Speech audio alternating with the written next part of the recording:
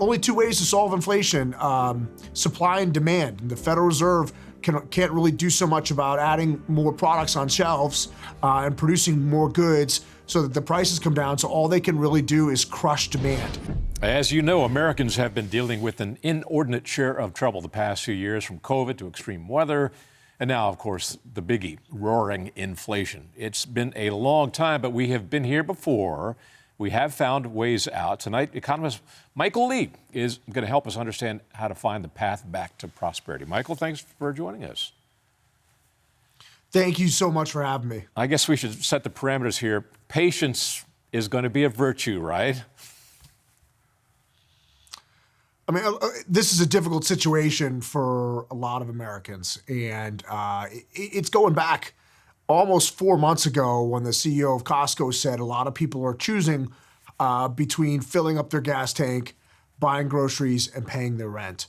And so it's a difficult situation that doesn't look like it's going to subside, because the only way you can kill inflation is really by slowing this economy to a grinding halt, which will probably hurt those same people the most. Right, and that's such a hard thing. You add to that the fact that we know from various research through the years that Americans have become increasingly addicted to their credit cards. A lot of people carry a lot of debt. A lot of people live paycheck to paycheck. And now we've got a situation where the interest rates on those credit cards are climbing. People are going to be hurting for a long time, and Americans are going to be finding themselves in an amount of debt that they've not seen or experienced before. What's the way out for them? What kind of advice would you give those people? So it's looking to cut back wherever possible and wherever makes sense, and figuring out cheaper ways to do things, cheaper places to drive, and really getting a handle on what your costs are.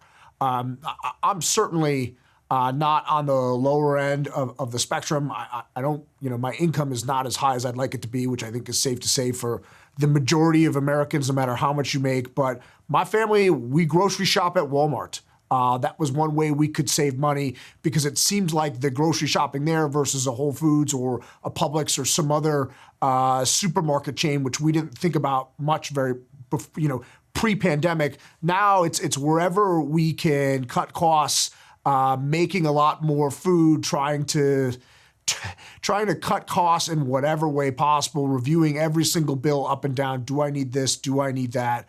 Where on earth can I possibly save money? And just be frugal so that you don't find yourself in a debt that's insurmountable. Right. And that applies to so many areas of one's life. I mean, keep driving the old car a little bit longer if you can. Stay in the smaller, older house that you wanted to get out of. Things like that. But the downside with that is then you're hurting the car manufacturers and the people on the assembly line. You're hurting the home manufacturers and the construction workers. So you see the ripple effect of this in many different ways. Yeah, look, the Federal, only two ways to solve inflation, supply and demand. And the Federal Reserve can't really do so much about adding more products on shelves and producing more goods so that the prices come down. So all they can really do is crush demand. And that's what they are doing right now. And I'd say it's a harsh reality of spending like a drunken sailor out of Washington, D.C. Right. So what is the best kind of investment for people now who are worried about their retirement funds or their personal savings accounts?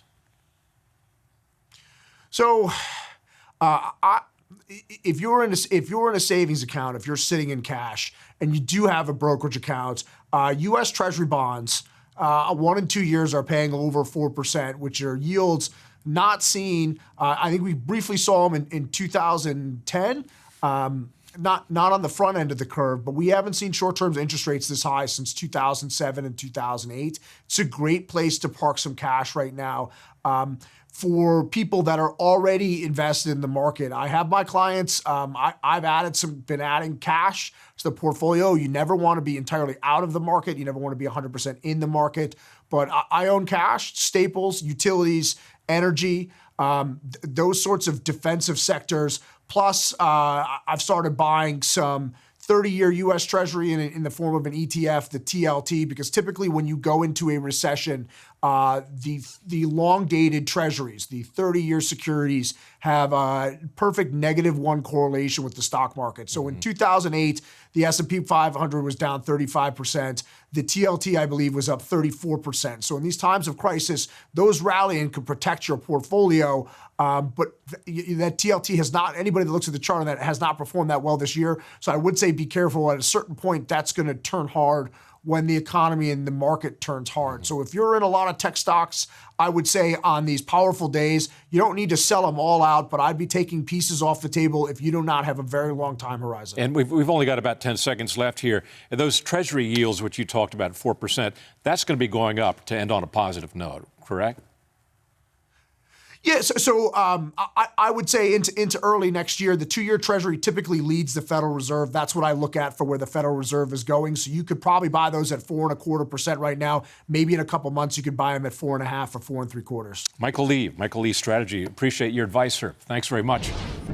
Hi, I'm Doug McKelway, and thank you for watching Centerpoint. We hope you enjoyed this video. Make sure you hit the subscribe button and tap the bell icon so you're notified every time a new video is posted. Leave a comment below and keep the conversation going by sharing this video with a friend who needs to see it. Thanks for watching. We'll see you back here tomorrow.